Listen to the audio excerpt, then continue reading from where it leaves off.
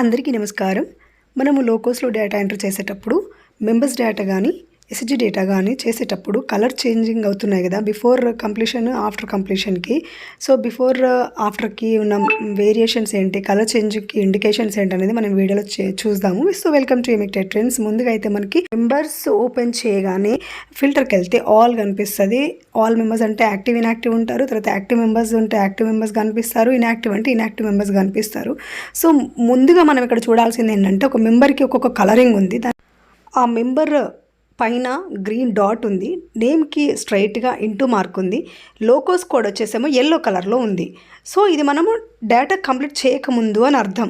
చేసిన తర్వాత ఎలా మారుతుందో చూద్దాం. సో ఒక మెంబర్ది అయితే నేను తీసుకున్నాను. ఇక్కడ ఆ డేటా అంతా మీకు ఏం ప్రాసెస్ నేను చూపించట్లేదు. జస్ట్ మనము 8 ఐకాన్స్ కంప్లీట్ చేసి లాస్ట్ ఐకాన్కి వచ్చిన తర్వాత ఎట్లా ఉంటుందో, ఎలా చేంజ్ అవుతుందో చూద్దాం. ఆధార్ అయిపోయింది, ఆధార్ వెరిఫైడ్ వచ్చింది, మిగతా డేటా అంతా కంప్లీట్ చేశాను, ప్రాసెస్ ప్రకారం చేసేసాను. లాస్ట్కి మనకి ఇక్కడ వచ్చే వెరిఫికేషన్ స్టేటస్ వరకు వచ్చేసాను. వెరిఫికేషన్ స్టేటస్లో కంప్లీట్ చేసుకుని రికార్డ్ వెరిఫైడ్ సక్సెస్ఫుల్లీ అన్నాము.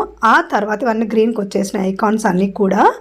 ఇప్పుడు మనము బ్యాక్ వెళ్తే చూడండి, ఆ మెంబర్ ఫోటో వస్తూ ఎల్లో కలర్ వస్తూ నేమ్కి స్ట్రైట్గా రైట్ టిక్ వస్తూ ఇక్కడ లోకోస్ కోడ్ అనేది బ్లాక్ కలర్కి మారిపోయింది. సో గ్రీన్ డాట్ నుంచి ఆరెంజ్ డాట్కి వచ్చి ఫోటో వచ్చి అప్డేట్ అయింది అంటే ఆ మెంబర్ డేటా కంప్లీట్ చేశారు అని అర్థం అనమాట. అలాగే గ్రీన్ టిక్ వచ్చింది కాబట్టి. సో ఇది ఒక ఫస్ట్ పాయింట్.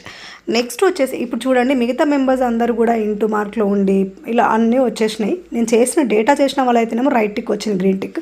అట్లా మిగతా అందరు కూడా అందరు వన్ బై వన్ అందరిది కూడా కంప్లీట్ చేసేస్తున్నాను.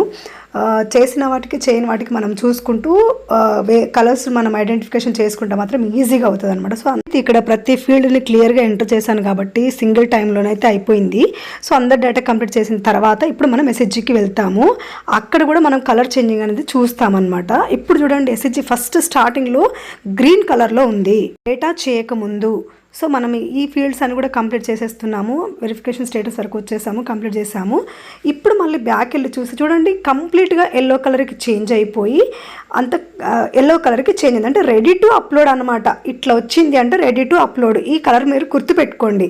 రివ్యూ అండ్ అప్లోడ్ డాటా అంటున్నాను. తర్వాత బ్లూ కలర్కి అప్లోడ్ బటన్ ఎనేబుల్ అయింది. ఇక్కడ మళ్ళీ డాటా అప్లోడ్ అంటున్నాను. సక్సెస్ఫుల్గా సబ్మిట్ అయిపోయింది. ఆ తర్వాత బ్యాక్ వెళ్ళి చూద్దాము. ఈ ట్రేస్ ఐడి కోసం స్క్రీన్ షాట్ తీసుకున్నాను. ఒకసారి చెక్ చేస్తే వెంటనే స్పాంటేనియస్గా ఎల్లో కలర్ నుంచి మళ్ళీ గ్రీన్కి చేంజ్ అయిపోయి వెంటనే లాక్ పడింది.